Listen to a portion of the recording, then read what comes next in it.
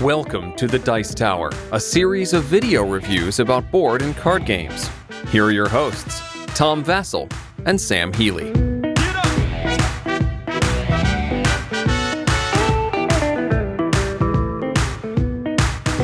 folks, I'm Tom Vasel. Hey, Healey, what's up, y'all?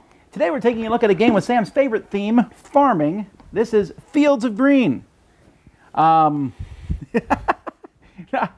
Why would Sam play such a game? Well, that's because this game from Artipia Games is from the same designer and is based on Among the Stars, which is a game that we both enjoyed. It's a drafting game. I think you like it better than Seven Wonders, or around the same maybe. I think I might like Seven Wonders a little bit better. Oh, okay. Well, I mean, either way, it's still a pretty cool game, Among the Stars, where you are drafting cards and building a space station. They made there's a couple expansions, there's a 2-player game. And I was really surprised that they redid the game with a farming theme. Yeah, it's kind of like a shot in the dark, blast from nowhere, out of left field. Was not expecting this theme on this game. Well, people do like farming, I guess. Agricola seems to be a super popular game. I guess so, but I mean, it just seems like a misfit. This game also really blew up on Kickstarter. It did, yeah. Let's take a look at how it plays. Sonic Boom!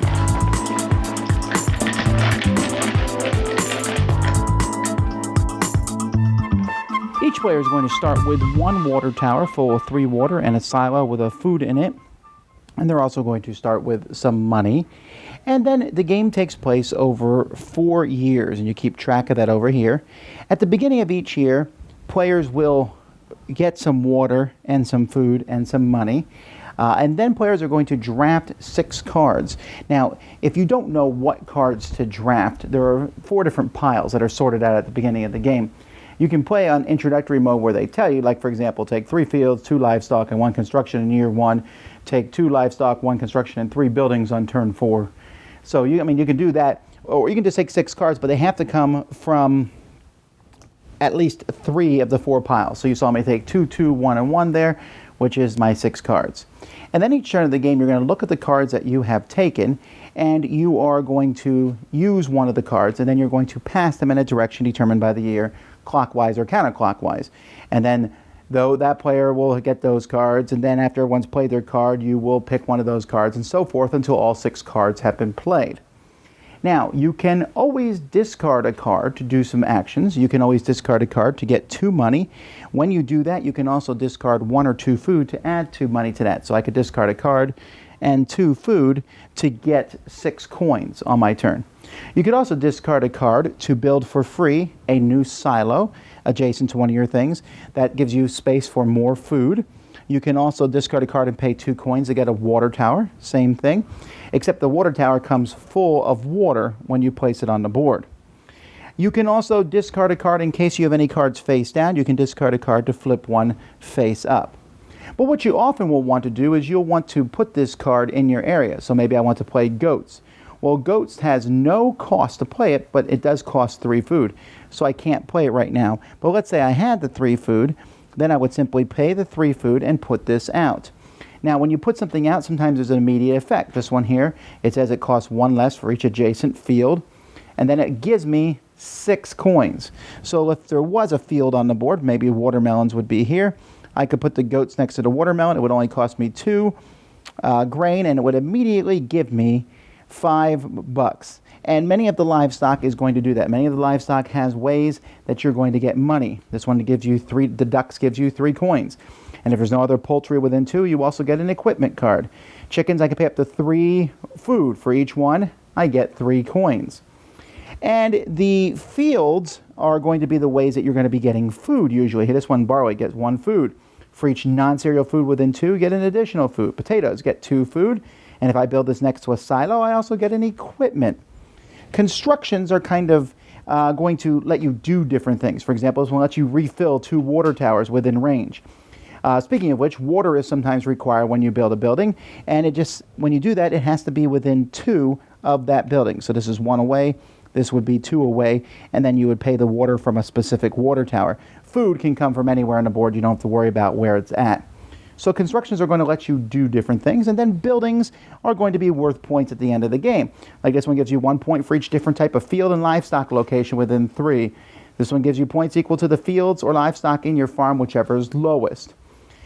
And so players are going to be placing these out and doing immediate effects. But there's also harvest effects. At the end of a turn, each player can pay a cost here and do the harvest thing, which is going to be let you do something. If you can't do it, though, the card will get turned face down, or if you choose not to. So here I can pay a water to get 1 food, and I can pay 3 coins and get 2 extra food and put it in a silo. And so there's a lot of the different things that are going to give you abilities here. I can pay 3 coins. That will give me 1 point, using these points here, for each poultry livestock within 3. So players are going to be using the different cards, different harvest abilities. And then there's some abilities that are end of game. Usually they are on the buildings. Now you heard me mention equipment. Whenever you get an equipment tile, you'll draw 3 tiles off the equipment, and you're going to pick one of these and add it to something on the board. So for example, this is livestock here. This says livestock of this type built within 3 costs 1 less. So that wouldn't really work with goats because goats are free to begin with. But let's say maybe I have pigs. I could put this on the pigs, and now if I build more pigs, it's going to cost me only 3 instead of 4. And this one here, during the harvest phase, I can pay 2 food and get 5 coins. I have a feeder here. And this one here is for a water tower. I get a water when I place this equipment, and this water tower has +1 range, so it lets me go 3 away rather than 2. And there's all sorts of equipment that's going to basically upgrade the different abilities. Sometimes they're one-use equipments, maybe they'll go away after you use them, or sometimes they're permanent, like that hoses there. And then at the end of a turn, you'll just move to the next year, and you'll keep going. At the end of the game, each card that you have played in front of you is going to be worth points equal to the stars that are shown on it. Not all of them are worth points. Buildings are going to give you big bonus points for whatever you do. Like, for example, this one's 1 for each construction building that you have. So there's going to be some special abilities. If you've collected any points during the game, those are worth points at the end of the game. Every 2 food that you have is worth points at the end of the game in your silos. Every 3 coins is worth points, a point at the end of the game. Some equipment will give you bonuses at the end of the game, and you get a point for every empty water tower that you have at the end of the game. You add all your points together, there's a little score sheet included with the game, and whoever has the most points is the winner. Sonic Boom! Well, first of all, the game is remarkably similar to Among the Stars. Very similar. But it's almost like, I want to say more, well, like if you already knew Among the Stars, I could teach it in a few minutes. Yep. But it's maybe more complex. Very, yeah. Well, not very. I mean, you just have more stuff to take care of, more stuff to keep track of. There's the technology tiles. There's 2 resources, the water and the wheat. There's the fact that tiles might get flipped over and you have to unflip them. But a lot of it's the same. The water silo is the same as the energy things in Among the Stars. Now, you may not have ever played Among the Stars, and so we're not going to spend the whole time comparing the 2. Right. We'll talk about this one as itself, but we're going to have to compare the 2 at the end because we're going to tell you which one. I really can say at this point, I don't think you need both. No. Not unless you love the game so much you want multiple themes. All right, so in this game it's drafting, which is probably in my top 10 of game mechanisms. It's probably in yours too, I think. Yeah, it is. And the drafting in this game is good. If there's one thing I don't like about it as much, I'm not sure I like the different piles. The different piles sounds awesome in theory. Yeah. But from a variety aspect. Well, also that way you don't get stuck with, let's say they mixed them all together in one big pile. You don't want to get stuck with 6 buildings at the beginning of the game. Bad card draw, yeah. At the same time, it's like it adds an extra step. Seems What am I going to draw? It's like another layer of convolution that doesn't need to be there. Well, I get that. Okay, you need the fields to get food. Right. You need the animals to get money. You need I don't know what the construction stuff is for. It's for a variety of stuff. And then you need the buildings for points at the end of the game. So I understand that. I just felt like it added an extra step. And then you have that card that says, well, choose these if you don't know what to do. And I'm like, well, I don't want to choose those, you know. Rebel. But other than that, the drafting is fun. Yeah. I always like a drafting game, and I like the fact that you can hate draft a little in this game. A little? You can hate draft a lot. Like, oh, Sam needs his card, so I don't need it, but I'm going to take it and sell it. Yep. $2. What did you think about the selling in this game? Because there's a lot of games that sell things, and this one sold it, and then you could pay wheat to get more money. Yeah, I think that was an interesting concept. I mean, it definitely fits, of course, with the farming thing. You grow everything that you need, and then you take it to market and you sell it, and you use that money to build more buildings and generate more fields and all this kind of stuff. So it definitely fits with the theme.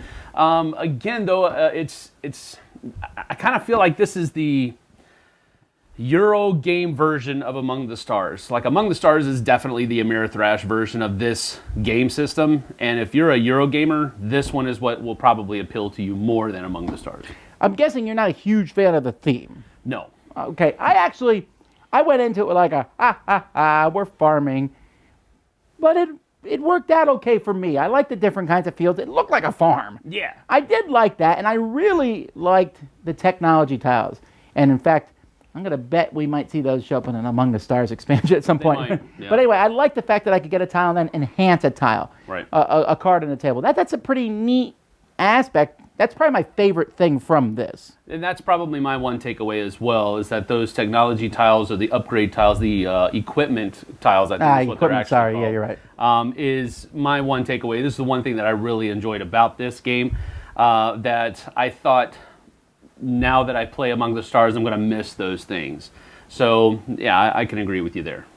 So the game is pretty quick. I mean, you're basically taking things and you're building it. It does require a good chunk of table space. Yes. Because you have all these piles that you're drawing from, and then you have a pile in front of each person, and that spread gets pretty big. You'll find that, I got to slide everything so that you can come a little bit closer towards yourself or whatever. Mm-hmm. But setup and takedown's not too hard. You have 4 sets of cards. You shuffle them. You separate them. They're different colors. That's easy.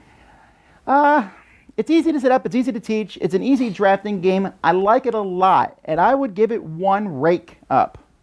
Rake? Well, that's what a farmer uses. At least But it hey, wasn't a shovel. Okay, yeah, maybe. I like it a lot. I don't know that it added enough different stuff. It's hard to explain.